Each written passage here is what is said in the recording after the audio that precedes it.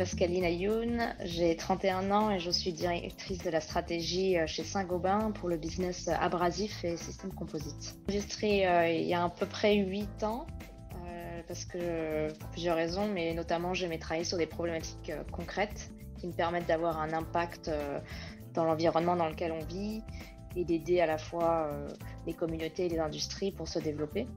Et l'autre aspect, c'était le côté multidisciplinaire que l'on peut retrouver dans l'industrie, allant au-delà du métier d'ingénieur et touchant un peu à tout. Je suis originaire de la banlieue parisienne, je suis ingénieure de l'ESPCI Paris, à la suite de quoi j'ai effectué une thèse de doctorat en sciences physiques et chimie des matériaux. Et par la suite, j'ai complété ma formation en faisant une école de business aux États-Unis, à Penn State, en parallèle de mon travail, ce qui est la beauté aussi de l'industrie qui nous permet de nous former tout au long de notre cursus professionnel.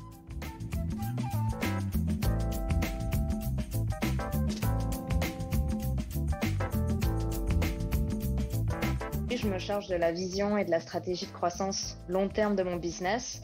Mon business donc, considère des produits abrasifs, des cols, des joints, mais aussi des rubans adhésifs, des films et des toiles de protection. Et je travaille autour de cette croissance, que ce soit du développement interne, ce qu'on appelle organique, ou bien inorganique, qui passe par de la fusion et de l'acquisition d'autres entreprises, qu'elles soient de petite taille, type start-up, mais aussi d'autres grands groupes.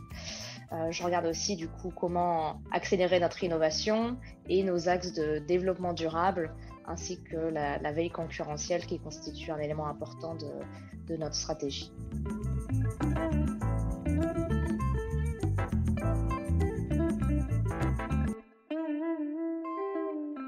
La vie de famille a parfois été difficile, notamment à cause de déplacements professionnels fréquents, étant absente plusieurs semaines à l'international. Néanmoins, je dois avouer que je n'ai pas encore d'enfants et je pense que le plus dur reste à venir. Pas toujours évident d'être une femme dans les métiers les plus industriels, notamment par l'état d'esprit en fait dans lequel on peut évoluer et aussi par l'historique de ces métiers qui est par défaut plus masculin. Néanmoins, je dirais qu'il faut se faire confiance, il faut mettre ses sentiments de côté et démontrer ses compétences. Et une fois qu'on a démontré qu'on est capable de faire les choses, on va gagner la confiance de tout le monde, que l'on soit une femme ou un homme. On a effectivement du point de vue du départ, plus de choses à démontrer, malheureusement, du fait des préjugés et autres. Mais une fois que l'on a démontré nos compétences, le tour est joué. Et donc, la clé, c'est d'être à l'écoute et être humble pour avancer dans un milieu, et encore une fois, essentiellement masculin, mais qui petit à petit se diversifie.